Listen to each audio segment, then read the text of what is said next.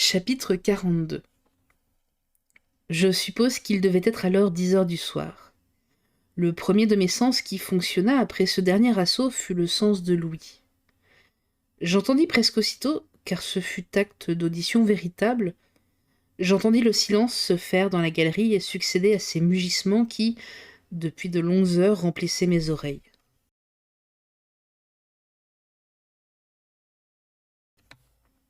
Enfin, ces paroles de mon oncle m'arrivèrent comme un murmure. « Nous montons. »« Que voulez-vous dire » m'écriai-je. « Oui, nous montons. Nous montons. » J'étendis le bras, je touchai la muraille, ma main fut mise en sang. Nous remontions avec une extrême rapidité. « La torche ! La torche !» s'écria le professeur. Hans, non sans difficulté, parvint à l'allumer et la flamme, se maintenant de bas en haut, malgré le mouvement ascensionnel, jeta assez de clarté pour éclairer toute la scène. « C'est bien ce que je pensais, » dit mon oncle. « Nous sommes dans un puits étroit qui n'a pas 4 toises de diamètre. L'eau, arrivée au fond du gouffre, reprend son niveau et nous remonte avec elle. » Où ? Je l'ignore, mais il faut se tenir prêt à tout événement. Nous montons avec une vitesse que j'évalue à 2 toises par seconde, soit 120 toises par minute, ou plus de 3 lieues et demie à l'heure. De ce train-là, on fait du chemin. Oui, si rien ne nous arrête, si ce puits a une issue. Mais s'il est bouché, si l'air se comprime peu à peu sous la pression de la colonne d'eau, nous allons être écrasés. « Axel, » répondit le professeur avec un grand calme, « la situation est presque désespérée. Mais il y a quelques chances de salut, et ce sont celles-là que j'examine. Si à chaque instant nous pouvons périr, à chaque instant aussi nous pouvons être sauvés. Soyons donc en mesure de profiter des moindres circonstances. Mais que faire ? Réparer nos forces en mangeant ? » À ces mots, je regardai mon oncle d'un œil hagard. Ce que je n'avais pas voulu avouer, il fallait enfin le dire. « Manger » répétai-je. « Oui, sans retard. » Le professeur ajouta quelques mots en danois. Hans secoua la tête. « Quoi ?» s'écria le professeur. « Nos provisions sont perdues ? » Oui, voilà ce qui reste des vivres. Un morceau de viande sèche. Pour nous 3. Mon oncle me regardait sans vouloir comprendre mes paroles. « Eh bien, dis-je, croyez-vous encore que nous puissions être sauvés ?» Ma demande n'obtint aucune réponse. 1 heure se passa, je commençai à éprouver une faim violente.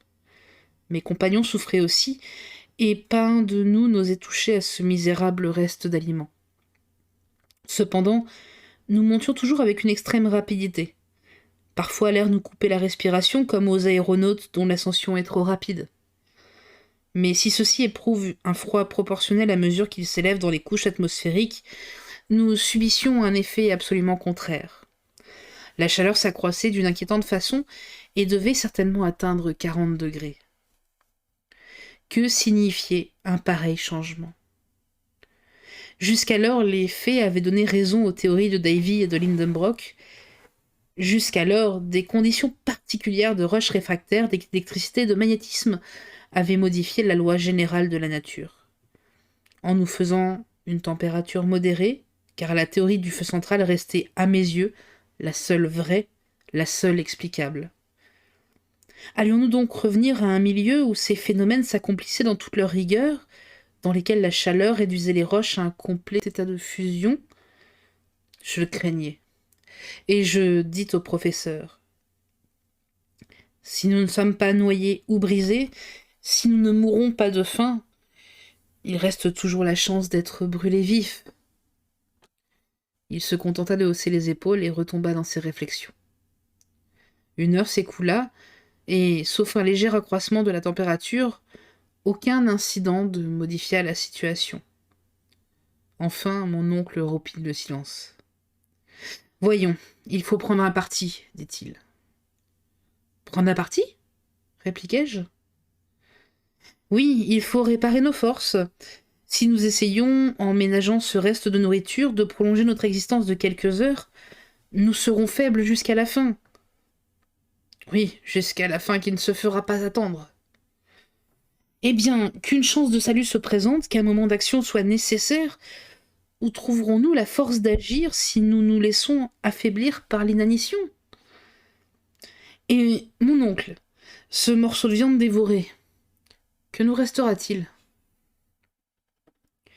Rien, Axel, rien. Mais te nourrira-t-il davantage à le manger des yeux? Tu fais là les raisonnements d'homme sans volonté, d'un être sans énergie. Ne désespérez-vous donc pas? M'écriai-je avec irritation. Non, répliqua fermement le professeur. Quoi? Vous croyez encore à quelque chance de salut? Oui, certes, oui. Et tant que son cœur bat, tant que sa chair palpite, je n'admets pas qu'un être doué de volonté laisse en lui place au désespoir. Quelle parole! L'homme qui les prononçait en de pareilles circonstances était certainement d'une trempe peu commune. Enfin, dis-je, que prétendez-vous faire? Manger ce qui reste de la nourriture, jusqu'à la dernière miette, et réparer nos forces perdues. Ce repas sera notre dernier? Soit. Mais au moins, au lieu d'être épuisés, nous serons redevenus des hommes. Eh bien, dévorons, m'écriai-je. Mon oncle prit le morceau de viande et les quelques biscuits échappés au naufrage. Il fit 3 portions égales et les distribua. Cela faisait environ 1 livre d'aliments pour chacun. Le professeur mangea avidement avec une sorte d'emportement fébrile, moi sans plaisir malgré ma faim et presque avec dégoût. Hans tranquillement, modérément, mâchant sans bruit de petites bouchées et les savourant avec le calme d'un homme que les soucis de l'avenir ne pouvaient inquiéter. Il avait en furtant bien retrouvé une gourde à demi pleine de genièvre, il nous l'offrit, et cette bienfaisante liqueur eut la force de me ranimer un peu. « Fortrafling » dit Hans en buvant à son tour. « Excellente » riposta mon oncle. J'avais repris quelque espoir. Mais notre dernier repas venait d'être achevé. Il était alors 5 heures du matin. L'homme est ainsi fait que sa santé est un effet purement négatif.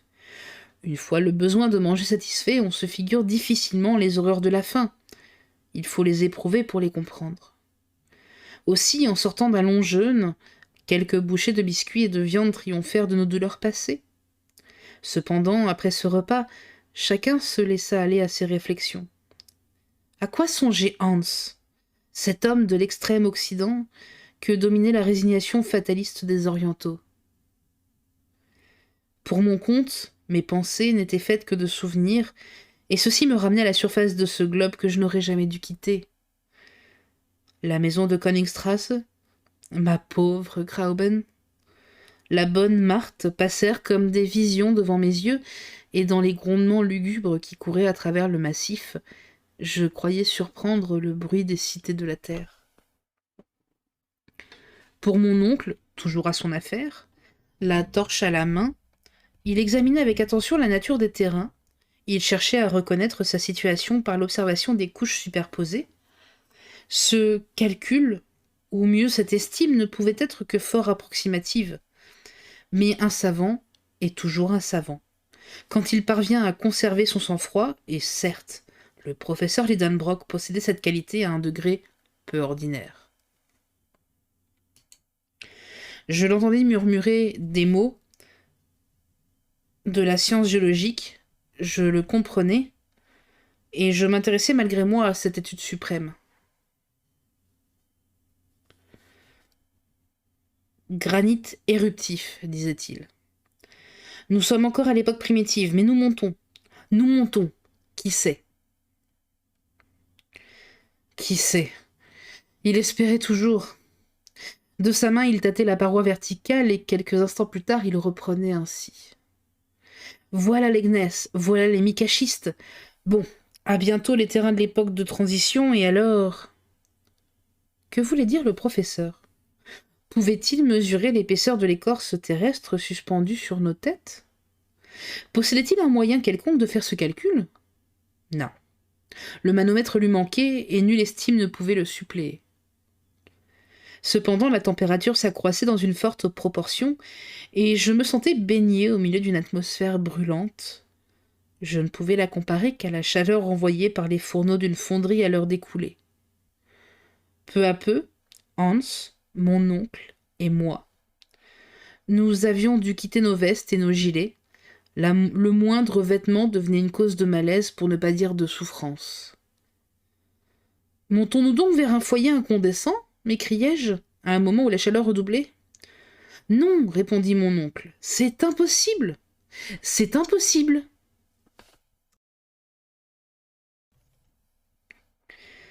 Cependant, dis-je en tâtant la paroi, cette muraille est brûlante.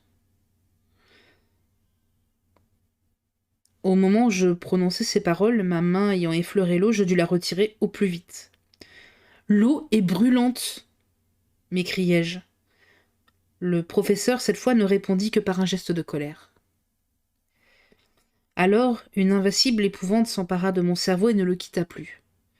J'avais le sentiment d'une catastrophe prochaine, et telle que la plus audacieuse imagination n'aurait pu la concevoir, une idée, d'abord vague, certaine, se changeait en certitude dans mon esprit.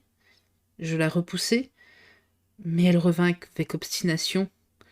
Je n'osais la formuler. Cependant, quelques observations involontaires déterminèrent ma conviction. À la lueur douteuse de la torche, je remarquai des mouvements désordonnés dans les couches granitiques.